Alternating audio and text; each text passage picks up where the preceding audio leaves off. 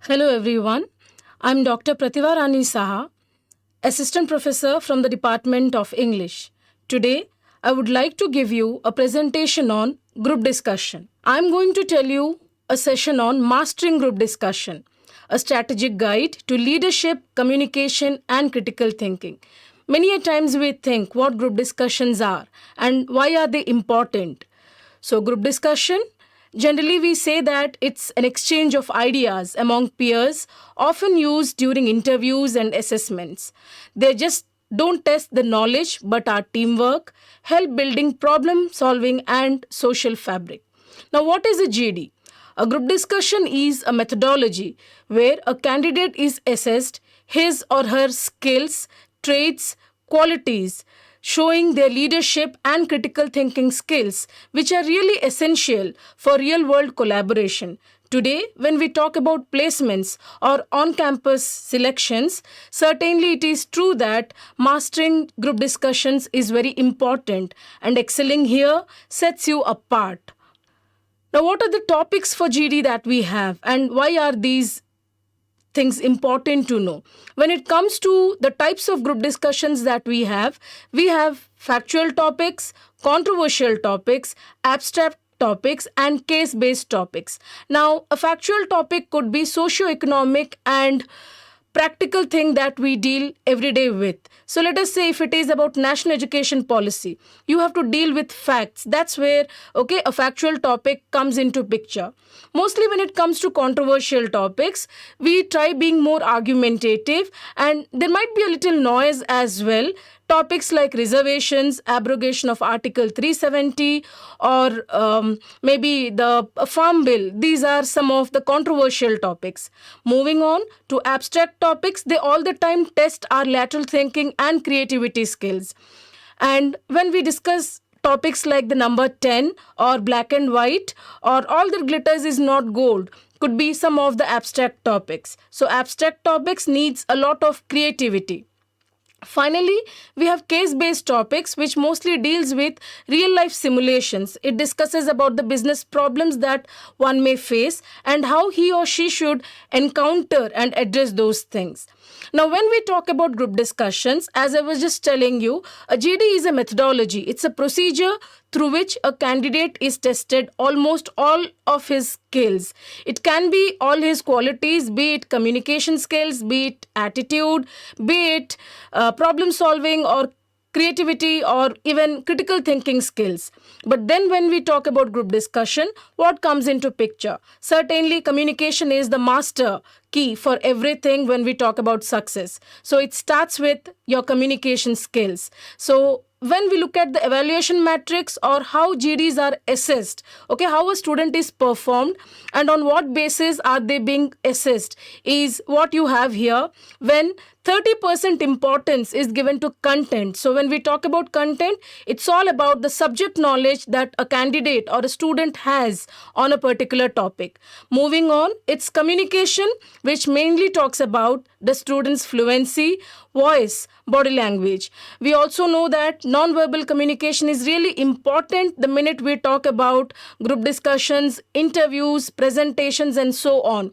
We all the time say that action speaks louder than words. So you have to also show that whatever you're trying to convey, you are doing it in a very confident manner, and that can be conveyed through your body language.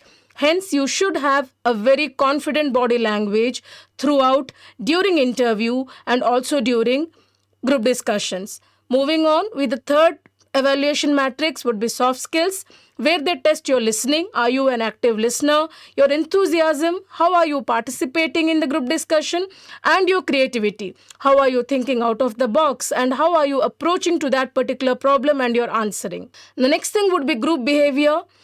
So are you able to work in a team? Your group dynamics, your leadership qualities is what matters here. So we have to be very non-aggressive and we have to persuade or convince while we are also discussing within a team. Next comes leadership qualities, because it is also about mutual understanding and respecting others' opinions as well. And the last matrix through which a student is assessed or a candidate is assessed is initiation. So 5% importance is given to initiation based on the way you start your group discussion. Now, what are the different roles that you can play as a group, like while you are in a group discussion? So generally we say the archetypes. Okay, so the first one is the initiator who proposes ideas. The second one, the information seeker who tries collecting facts or information. The person who tries collecting information from all his team members. Then you have the harmonizer who tries persuading and mediating so that things go on really well and it doesn't moves on towards a debate or it doesn't becomes really argumentative kind of thing. And then you have a gatekeeper who encourages throughout his team members and sees that if someone is silent or if someone is not taking part in the discussion, tries making him speak. You also may find an aggressor who tries dominating. Also, you may have a blocker who could be little stubborn or negative during the discussion, and also a dominator who could be slightly manipulating on what others are also saying during the discussion. So these are some of the roles that we all would be playing while we are into a group discussion. So when we talk about GDs, what is important or how should we move on when it comes to abstract topics? So before understanding about abstract topics, we have to really understand that it is all about your creativity. It's about your lateral thinking skills that you're being tested upon. So you really have to think out of the box and try answering that particular thing in a very innovative or a novel way. So leadership, let us say. So if you're talking on such a kind of topic, then mostly maybe you have to start with the definition. So when do we start with the definition? Mostly when it is abstract topics. Then when you are dealing with social topics or technical topics, then you have to all the time justify or you have to give very logical points using the data, the analytics. That is very important. So wherein you will say that a study or maybe a survey which was carried out, what does that report? So according to a study carried out by the Tourism of India or according to a UN report, it reflects, it shows, or it highlights. So that is how you have to talk about the data analytics part. And then certainly when it is about the general topics that we get, something like tourism in India, for these kinds of topics, it is always the hook statement, okay, the authority hook. So you may start with what somebody has already said related to that particular topic or related to that particular thing. So Nelson Mandela said that education is the most powerful weapon. So that's how you start when you move on with these types of different topics. If it is an abstract topic with a definition, if it is a social topic, maybe with a data analysis, and if it is a general topic, maybe with the authority hook. Now, how is a GD structured? And here we mostly follow the PEEL framework. Now, what do we understand from this PEEL? So PEEL is all about, the acronym stands for point, evidence, explanation, and link. So first you have to state your argument.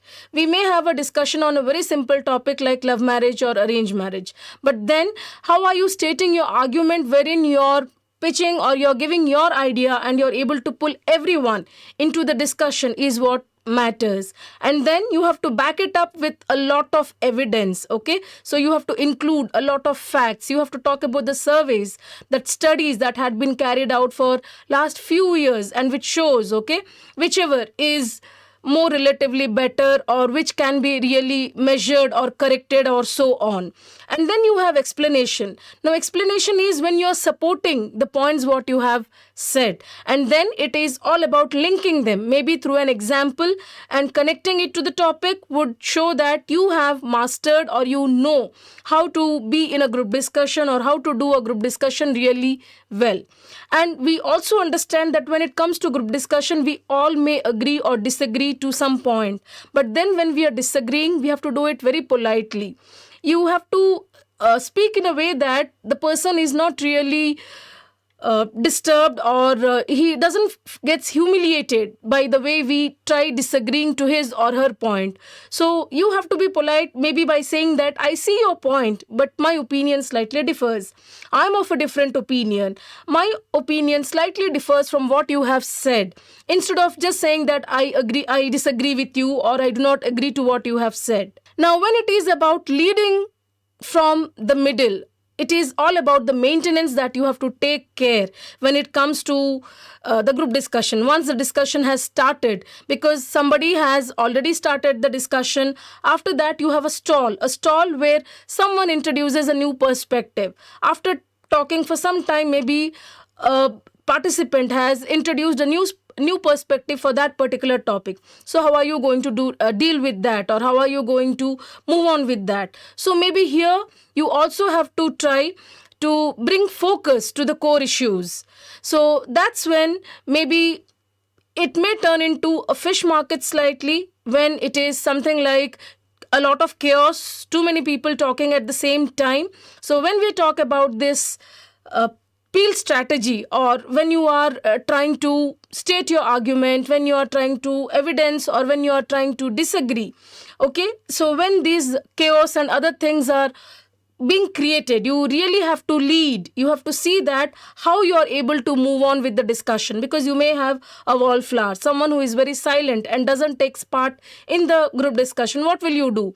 Maybe you have to pull in that person into the discussion. So you will ask him, so what's your opinion on this? So the person really has to speak now. Someone who is not really taking part, okay, and at times when there is a lot of chaos, maybe you have to ask someone, or you have to see that you're not getting deviated from the topic and you're on track.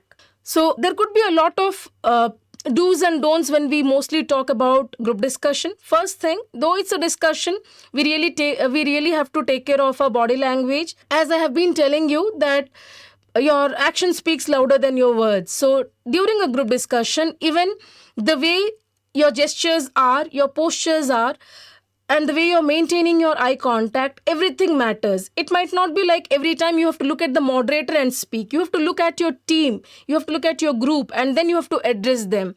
So in a group discussion, always start with an introduction. Introduce your topic, maybe introduce your team, and then start with the discussion. The minute you initiate, it should be always a very strong and logical point which shows your leadership, that you are an initiator, you have a good perspective, you have a new perspective, and that is what you're trying to convey.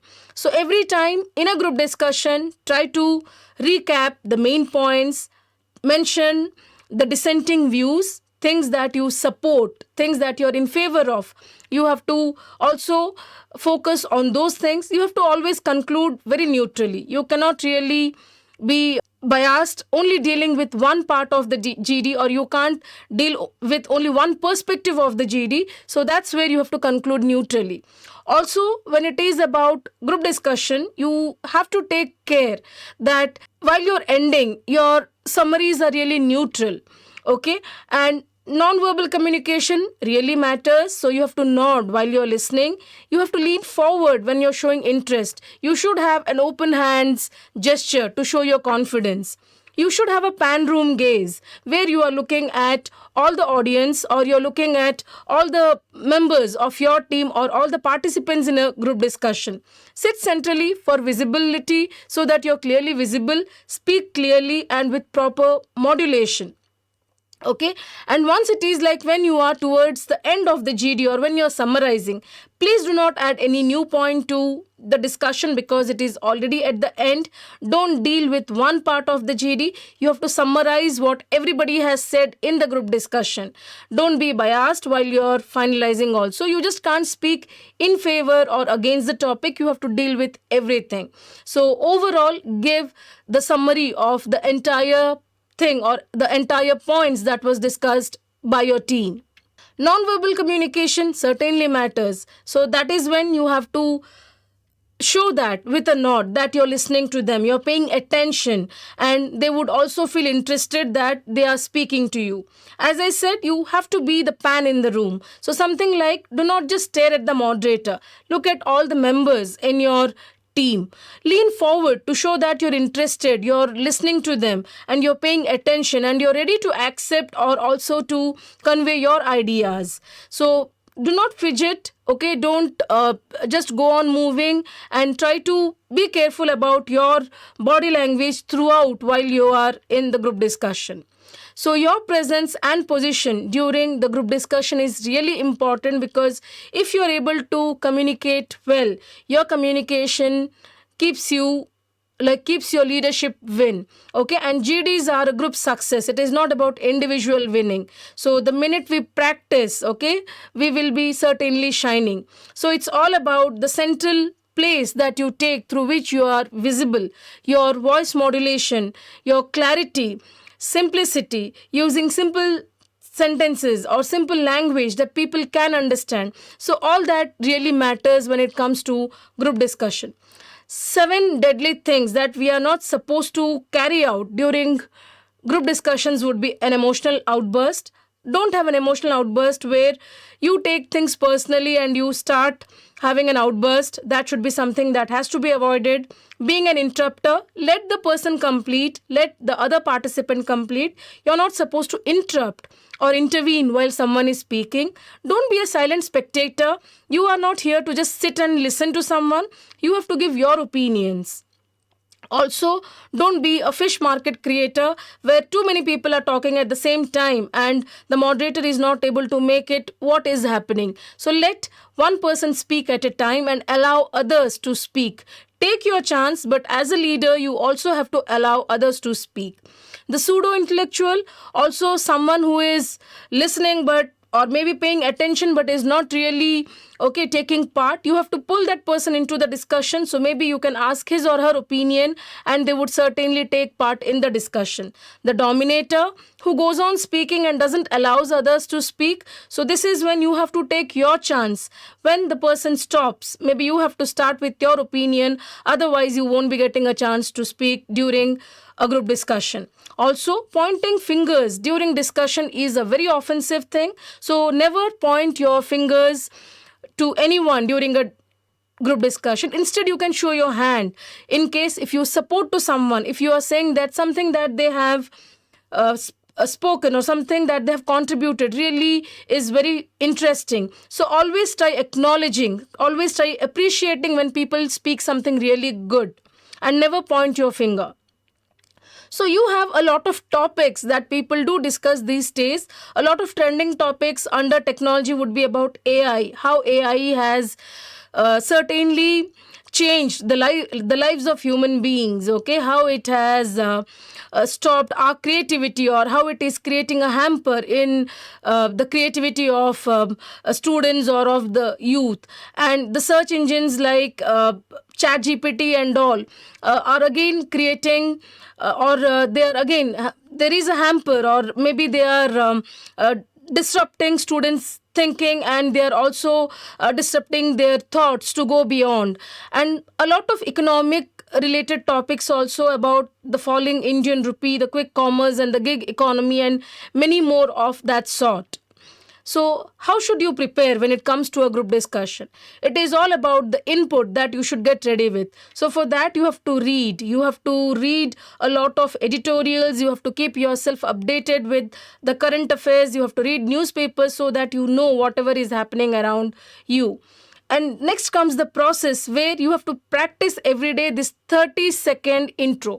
This 30-second intro for common topics is something like your elevator pitch. Your 30 seconds elevator pitch, where you know how are you going to start your group discussion, how are you going to really define, in case if it is a general topic where you have to define about the topic. So how are you going to start that? The simulation part, where you can really take part in a lot of mock group discussions to have a feel or to understand how group discussions really happen.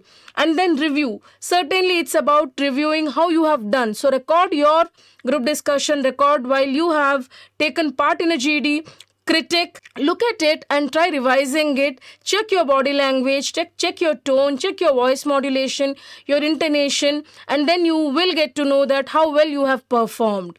So when it comes to GD, again, it's about the knowledge that gets to your table. So certainly communication keeps you there. It will help you win. But then GD, as I told, is not part of group success. It is about that not an individual wins, but a group success. So practice these things and you can certainly shine. In brief, I would like to say that group discussion is part of selection process. It is again a method through which a student or a candidate can be tested or can be assessed many skills. So knowledge gets you in, communication keeps your leadership win, but GDs are a group success and not individual win. So it is all about the more you practice, then you will be able to really perform well. So group discussions certainly are part of the selection process where one has to master it and perform really well to get through the campus placements or interviews. Thank you. Like, share, comment, and subscribe VNR Digital Learning Resource YouTube channel.